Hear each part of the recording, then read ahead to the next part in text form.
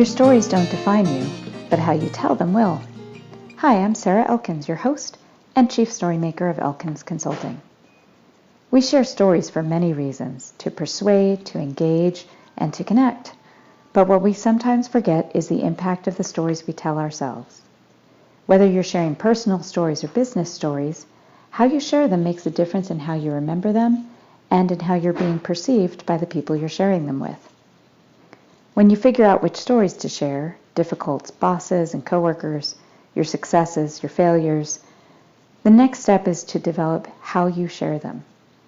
Have you figured out your patterns and your role in those successes, discomforts, and challenges? In this series, you'll hear stories that will resonate with you. You'll nod your head in understanding, and then we'll dig into the lessons from each of those situations. If you'd like to learn more about Elkins Consulting and how we can help you figure out which stories to share, be sure and check out elkinsconsulting.com. I'm so grateful today. My podcast is featuring my friend Duke Robillard, a blues guitarist that's been a friend of mine for over 20 years.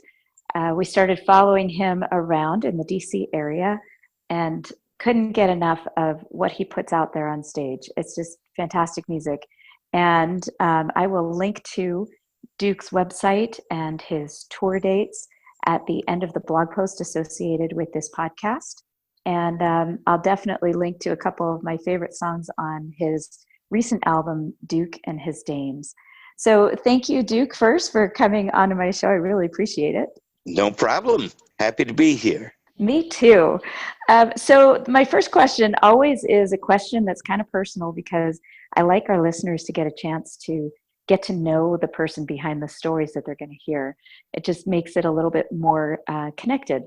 So Duke, tell me something about yourself that most people wouldn't know, something I wouldn't find on your website or might not know after over 20 years of following you around.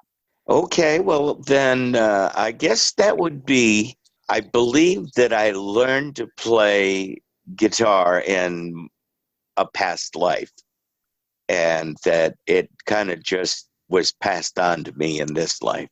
Really? Tell me about that. How did you kind of figure that out? Well, because it came easy to me and I could listen to music and just be able to play it. And I just feel like that I was here before, that's all.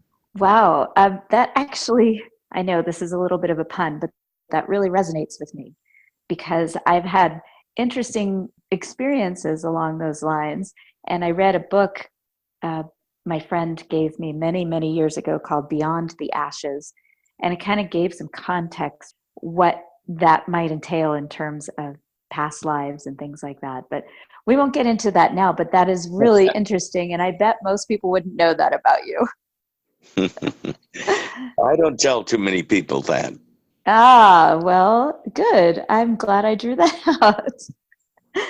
Well, so the reason I really wanted you on the show is because the point of the show is to dig into our past and our stories that define who we are right now, the things that we learn from them, and how we apply those stories to our current interactions and what we do. So I asked you to consider some of the stories that really define you as a musician and as a human. And is there something that already popped into your head that you wanted to share? Well, I can't honestly say that because I'm usually when I do anything interview like I have to be prodded, and then of course I can come up with a million answers, but just anything I want to declare, that's a bit hard for me. So you might have to just kind of get me started. Sure, I can do that.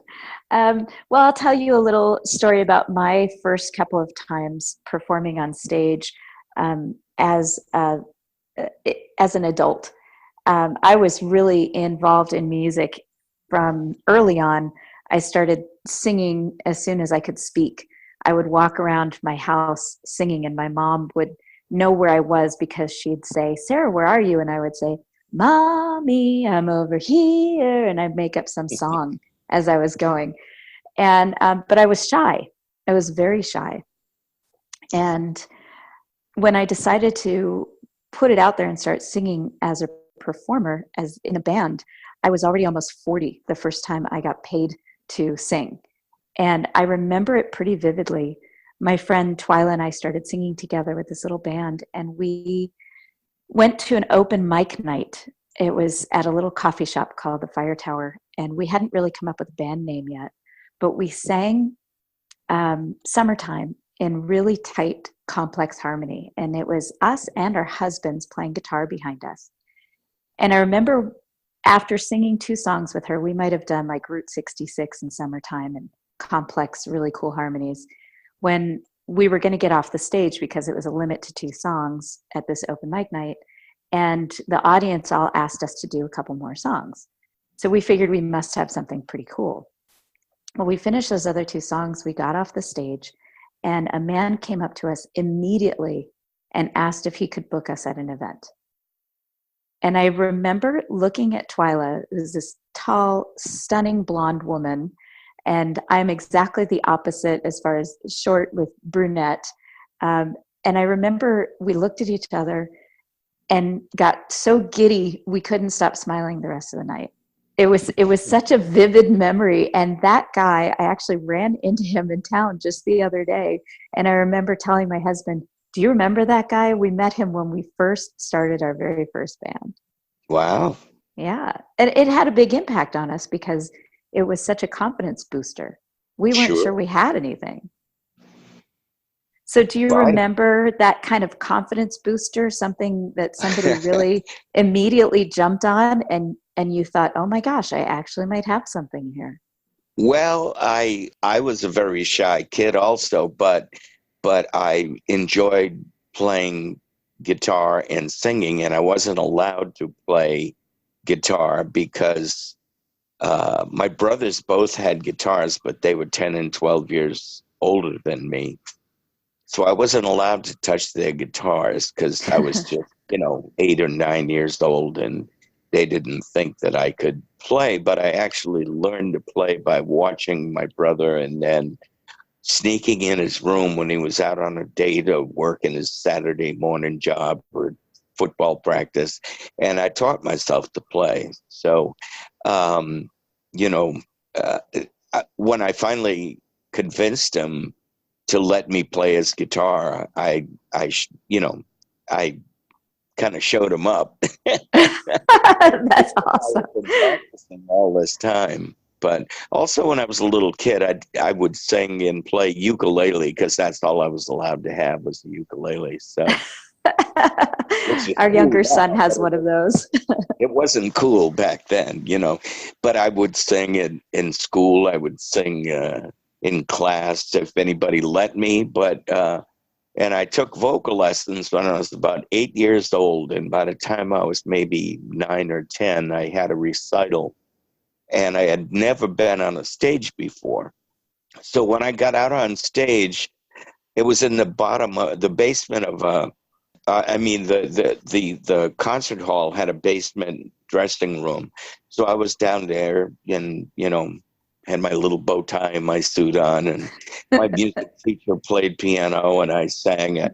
But when I got up on the stage and there were 500 people, which was all the vocal coaches in Rhode Island, all their families of all their students, looking at me with a spotlight on me, I froze. And I suppose I don't remember it, but supposedly I sang and cried simultaneously. Oh my gosh. I was so scared that I didn't sing for at least another 4 or 5 years. I didn't open my mouth once. And then I just decided, well, I really want to do this, so I have to get over this fear, Wow. So I'm imagining this little 9-year-old boy in a bow tie standing on a stage in front of 500 people. No one warned you about what it was going to look like?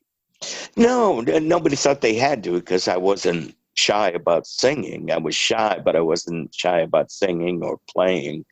But I just didn't realize what it was like to stand on the stage with, 500 people looking at you and a spotlight on you. I didn't know that experience. Nobody warned me or told. I didn't.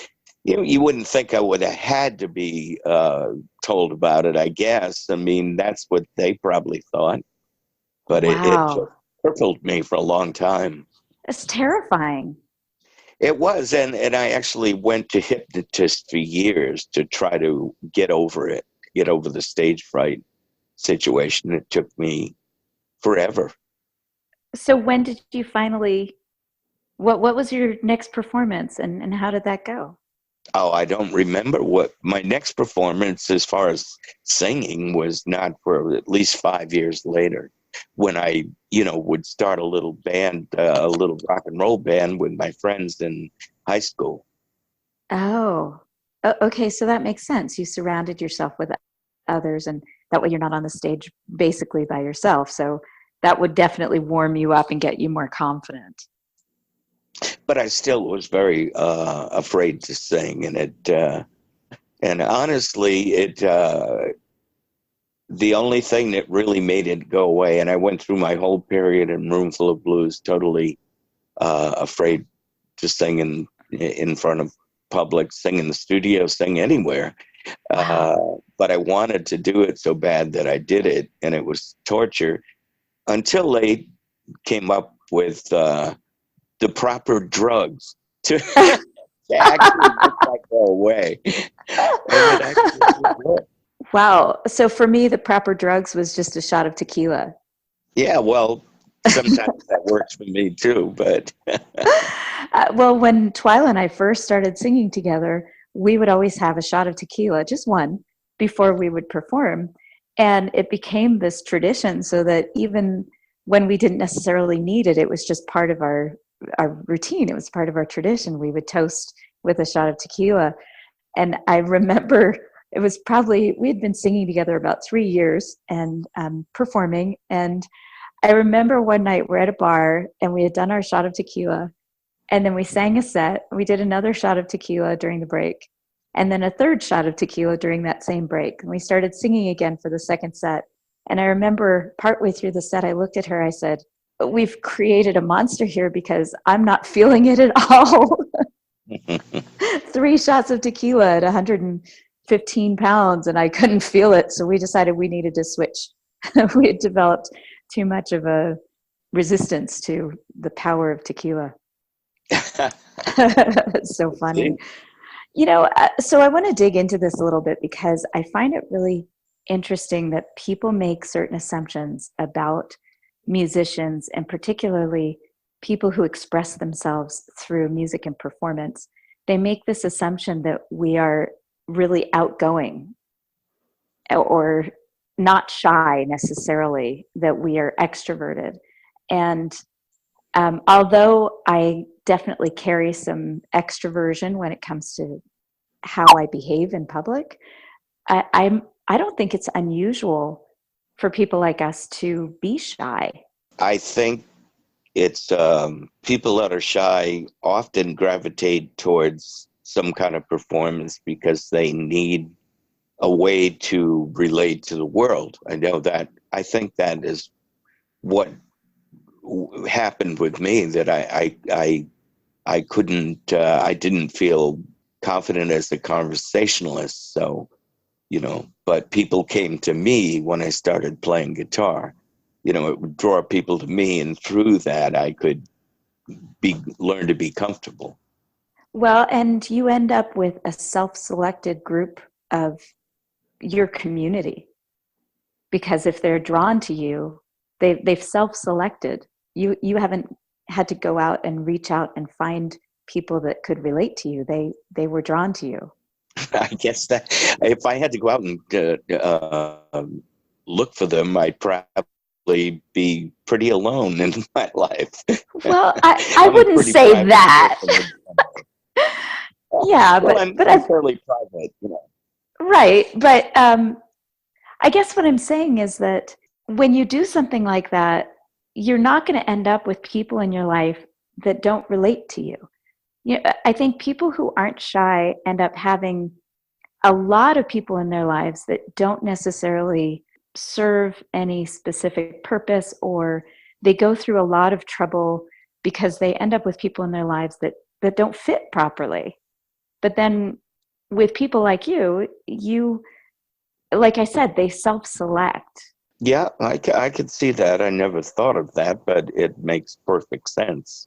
Well, I was self-selected.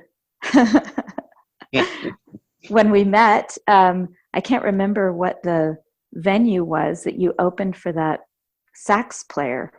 I just remember I met Marty Ballou, your bass player at the time, and I think he still plays with you periodically, right?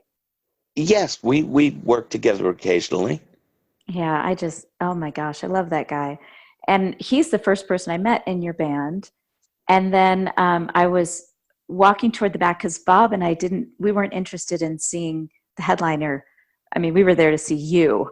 And I remember walking to the back, saying hi to Marty and introducing Bob to him. And then I saw you sitting at the bar with your linen suit and your Panama hat. And I had to go introduce myself. So I self-selected. I had to go say hello and tell you how much I enjoyed your music. And that's what I mean by self-selected, because we automatically had something that connected us. And we didn't have to work at our relationship. We had it right away. Yeah, it's easy when it's that kind of situation. It's easy to meet people when they enjoy what you do, obviously. Yeah. Definitely. So now you're in a band, you're in high school. Do you remember any of your performances, and any that might have been kind of, if as you look back, might have been pivot points? I think what, as far as like boosting confidence, you mean that type of thing? Well, it could be a positive pivot point or a negative. The story of you being on stage at 9 years old was kind of a negative pivot point in that it dissuaded you. But my guess is that it actually was an advantage that you had that weird experience on the stage. It was actually kind of an advantage because by the time you came back to it, you knew absolutely that that's what you wanted. And I think in some cases, you have to have kind of a negative experience like that, a terrifying experience like that, to really set yourself to know what you really want and work at it. But did anything... That be true. I was 6 years old when I decided that that's what I was going to do. Right. But then you stopped. When I was a little kid, I knew that I was going to play music. I heard certain recordings and I got goosebumps, and I didn't know what was coming over me. And it was like a drug. All of a sudden, I was an addict to transported to early rock and roll and rhythm and blues, you know. And so, like what? Give me an example. What was one of the very artists or first songs? thing that gave me goosebumps was Blueberry Hill by Fats Domino. Oh my gosh, I love that song. Just that little piano intro. I remember the first time I heard it, my hair stood up on my arms, and it was like I was drugged, and that was really what made me really pursue it. Because I just want to do that. That's it. Anything that makes you feel as good is, that's what I want. Right. So when you were in high school, did you have one of those moments that you're performing, or even during a rehearsal with your band, that you had that moment that you thought, okay, I'm back, and I'm definitely on the right track now? Well, once I started playing in bands, then I knew that was my purpose in life immediately, and there was nothing that could turn that around. Even my mother, who just forbid me, she, when I decided I was going to be I was going to play electric guitar, and I was going to play rock and roll and blues. Well, at the time it was rock and roll because it was Chuck Berry and Fats Domino and Little Richard and Buddy Holly and all of that music. And she saw those people on TV, and she said, "Oh no, you're not doing that. You can have a clarinet." And so I was forbid to have an electric guitar, even though both of my brothers had guitars who are older than me, but I couldn't own one. And so I actually convinced my father to help me build one for a science project in the 8th grade. And once I had the guitar built and it was actually playable, I was in a band a week later. That is brilliant. Because she couldn't fight with you about a science project, right? That's right, absolutely. There's no, you can't have that. Do you have What do pictures you mean? of that I even guitar? won second prize, you know. I am not surprised. That's brilliant. Do you still have pictures of that guitar? Do you have that guitar? I don't have the guitar. I actually threw it in the dump at one point. I was so embarrassed to be playing a homemade guitar that was very hard to play in a band. That when I had a feature of one of the other guitarists would give me his guitar to play because I could play better on it because it was a real instrument. Right. You know, so, you know, my father saw my talent and then, you know, bought me a guitar after that. That is so funny. Oh my gosh. So do you have any pictures of the original guitar? I don't think any exist. And Wow. I wish it did. I wish it did.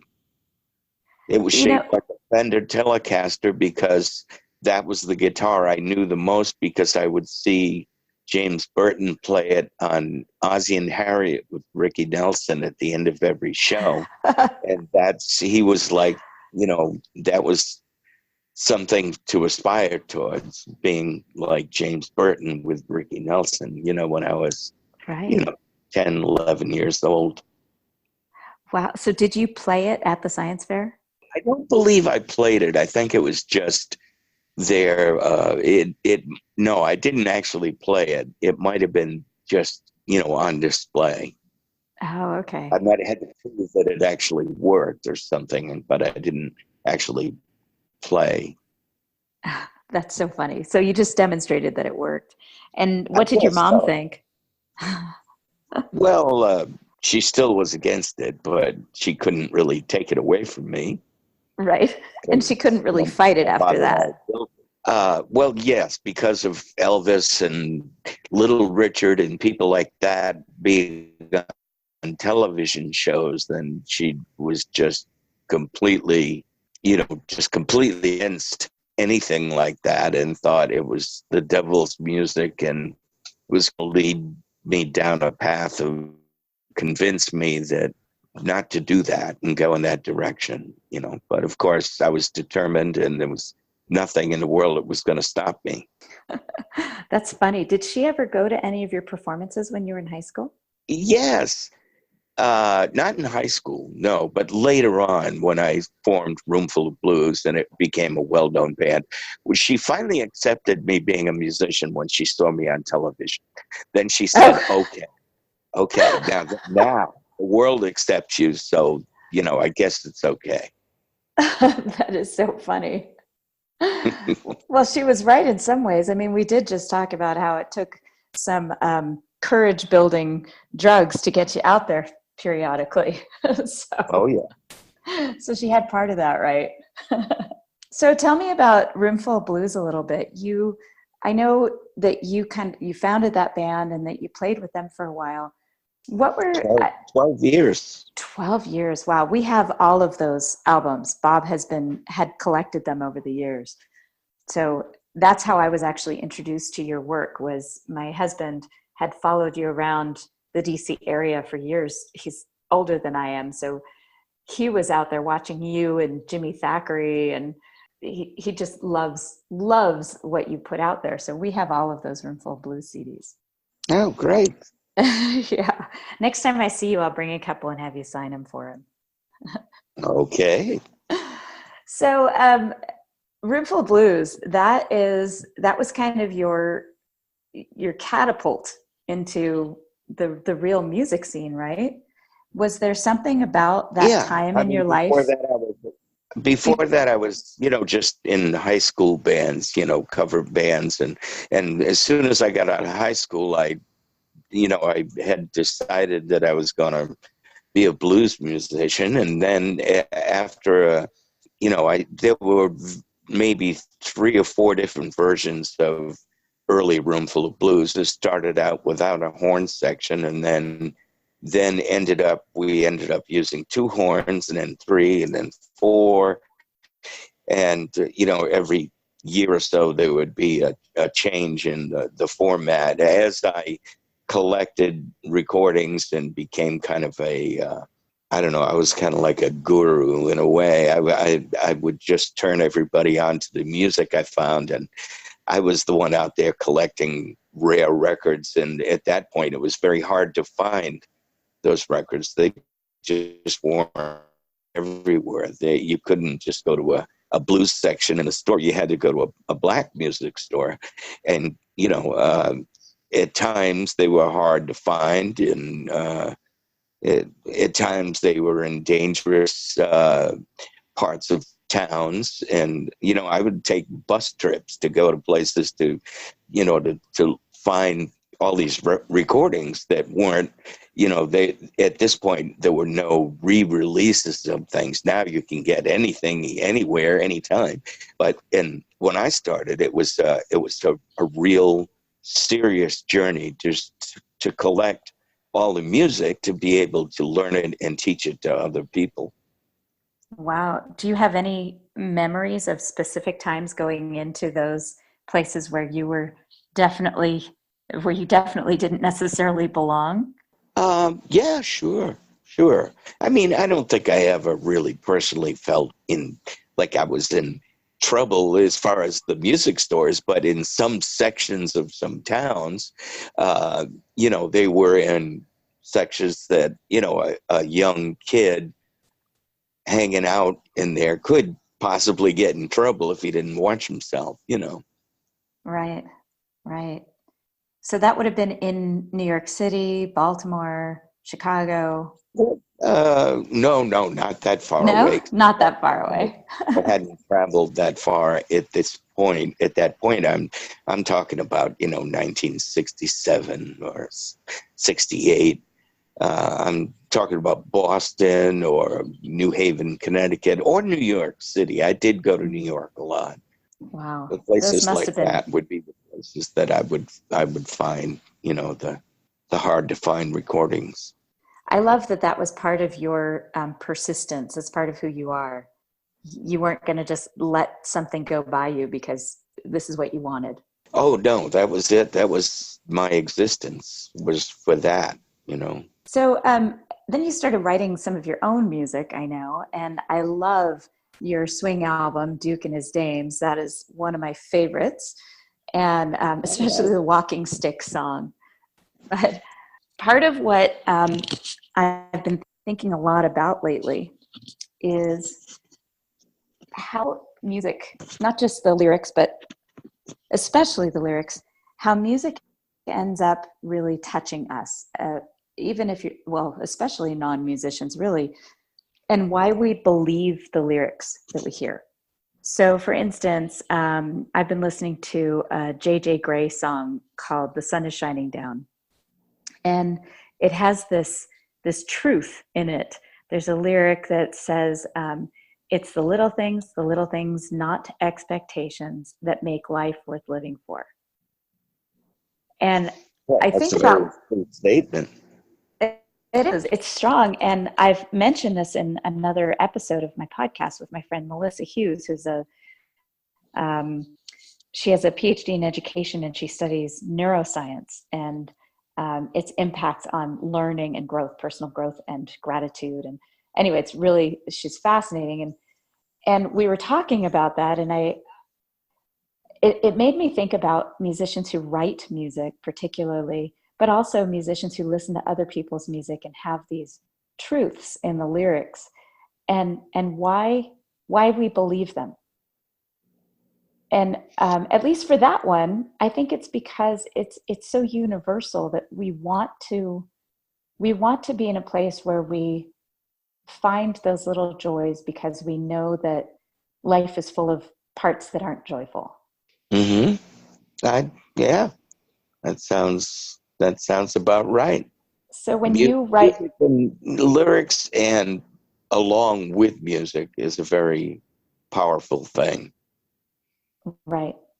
Well, definitely. I mean, there are some people, I just talked to a woman who said, I asked her what the lyrics were in one of her favorite songs. She said, "Oh, I don't know." Because it was the emotion behind it that she was feeling. She wasn't actually listening to the lyrics. She said, "I just feel the emotion behind the music and the tone in the voice." Isn't that Mhm. interesting? Yeah, there's all different ways to listen to music, you know. My wife is a real music lover, and she can remember lyrics to songs from, from years and years ago and not know how she knows them. She goes, why do I know this? You know, it's That really sounds really fun. familiar. That's Bob says that to me all the time. He says, "How do you know that song?" I'm like, "Well, I don't know. I don't know where I heard that song." So it sounds like your wife and I are going to have to meet and start talking music. She's great. We're both extremely big music listeners. We spend a lot of time listening to music together. Huh. So maybe that's part of it as well, is the people that you're sharing it with. Oh, yeah, that's a very important thing. I'd So rather play a concert for 50 people in a small club that I can really communicate with and entertain much more. I'd rather do that much more than play for 5,000 people in a theater any day. I don't feel like I reach people as well in a big situation, but in a one-on-one small close knit situation, I feel like I really can communicate what I'm about. that doesn't surprise me at all, Duke. That doesn't surprise me at all about you. And as you were saying that, I was thinking about the different venues where I've seen you. And definitely my all-time favorite venue was in Baltimore. I think it was at the American Legion near the bridge. And that was the time my sister and I went to see you. Oh yeah, And yeah, Marty Ballou was playing. yeah. And That was a Baltimore Blues Society or Bucks County Blues right, Society or something show. right. And I remember there are two things about that venue that just popped into my head in relation to what you said about preferring to play for a smaller group. And one is that everyone in that room was absolutely enamored with what you were doing. Again, it was like the self-selected group. And I could tell by the way you played to them that you knew that. Well, blues fans are pretty, you can count on them pretty much. If you've got a room full of real blues fans, and you're going to play real blues, then you can count on them to be a great audience. Yeah. Well, but the second part of that was that they were very kind and warm people in general. And the reason I say that is that my sister and I were the youngest people in that room. How old were we then? I think Karen might have been 30 and I was 35 or something like that. And we were the youngest by 5 years at least. Um, and yeah, and we didn't know anyone in the room. We weren't part of that blues club because she lived in California. I lived in Montana at the time. We happened to just find out you were playing there and went to see you. But I remember it was standing room only when we got there. All the tables were taken. Most of these people obviously knew each other and had traveled together to go see music. But I remember that we're standing toward the back, and when a couple seats opened at one of the tables, those people immediately reached out and invited us to come sit with them. And by the end of the night, people had bought us a couple drinks and they had invited us to sit in closer seats so that we could be closer to the stage. And they were just so kind. And that's what I'm finding now, is that is a direct relationship to the people who are providing the music and the environment they create through their music and through their interactions with their audience. Wow. One thing I find very interesting is that I always used to notice that when my band played in a venue, they would say, the waitresses would say, or the waiters would say that our audience tipped really well compared to, other bands' audiences, which is really funny. I wouldn't have thought of that myself, that like a particular audience that would go see somebody would be a certain type of tipper. So what do But you think? Do you think that maybe I'm on the right track in terms of what you create in that room through your music and through your engagement with them? oh yeah, absolutely. Yeah.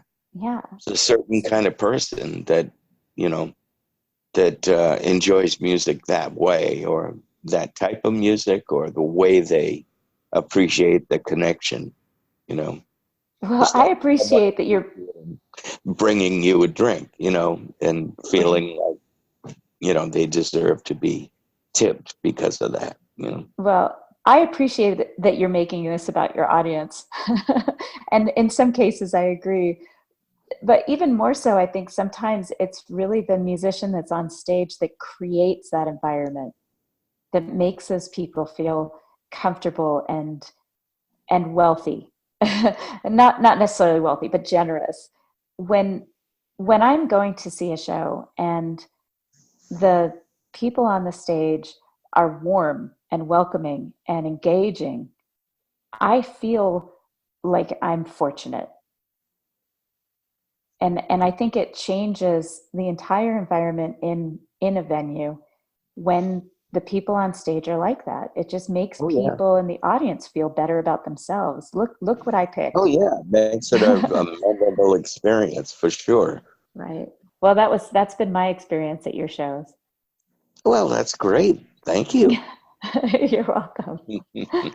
Even your very first show that I saw, when you were on stage with Marty Ballou, and I can't remember who else was on stage that time, but I remember watching the interactions of your bandmates with you and with each other, and thinking that this was a group who really liked each other. Oh yeah. Yeah. Yeah. You can tell the difference when you see a band on stage that they're not getting along or they don't really like each other. Yeah, I can't work in those kind of situations myself. So, it's just not possible for me to want to play with anybody that, where we don't get along personally. Have you ever had to do that? Oh yeah, sure.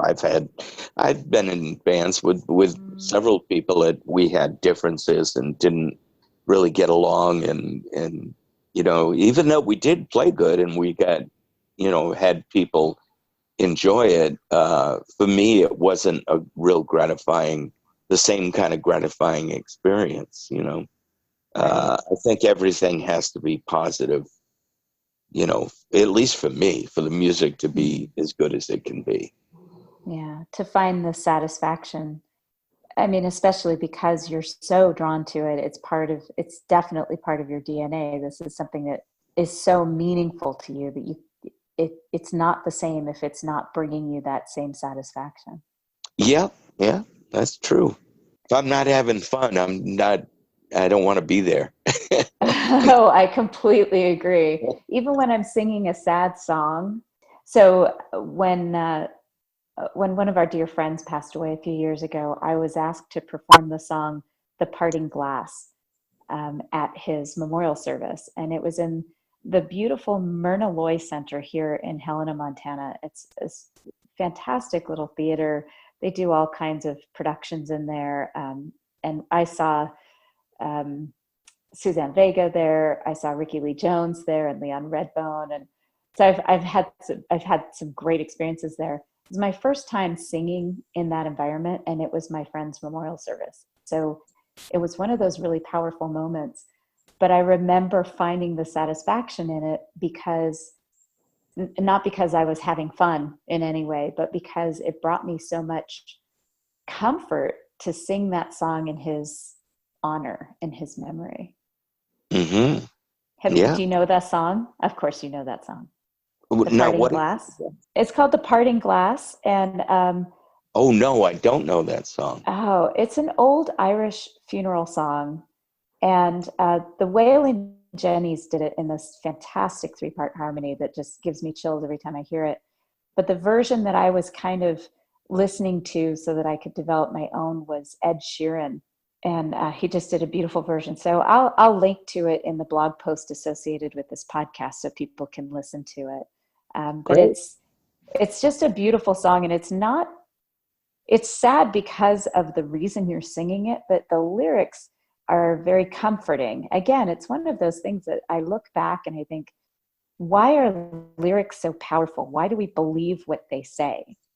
And this song is a perfect example of finding incredible comfort in the lyrics of a song, because it's generally done a cappella. So I'll definitely share that with you later on. Yeah, great. So last story before we wrap up, tell me about a recent experience performing that really made you smile, that just made you so happy. Well, they all make me feel happy, unless everything happens to go wrong. The last gig I did, I mean, I do all different kinds of things now. Besides playing my own music, I've been playing with other people quite a bit, but the very last thing I did was just me and my bass player, just playing anything that came off the top of our head in a restaurant bar situation.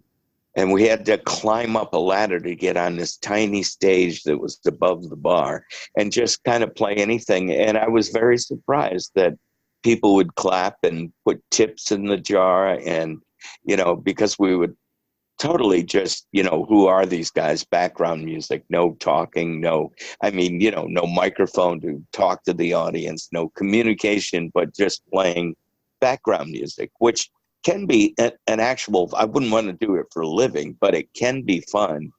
Just think, okay, let's just do this. And I was very surprised how much I enjoyed it. I thought I was going to not enjoy it at all. And I had a ball doing it.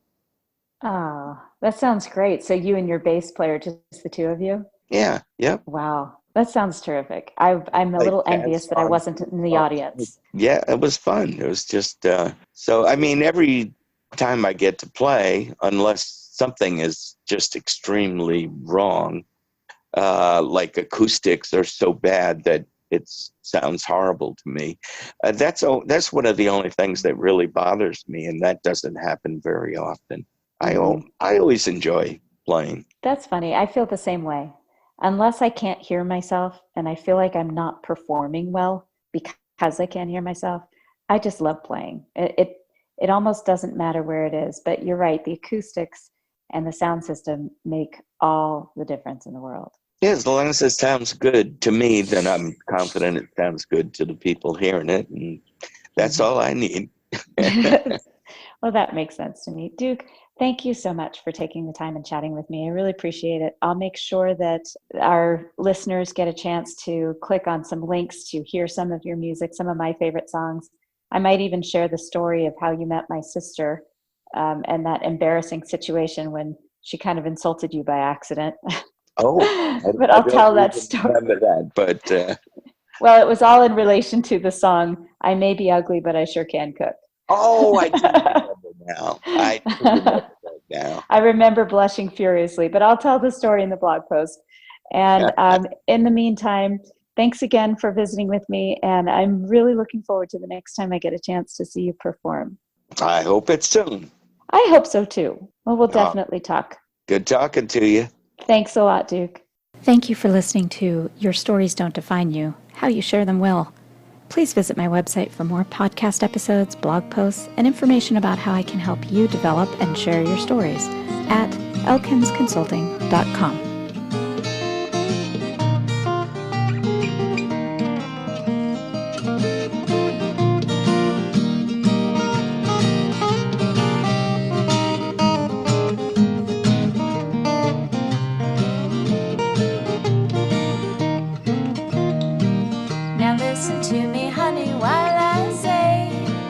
How could you tell me that you're going away?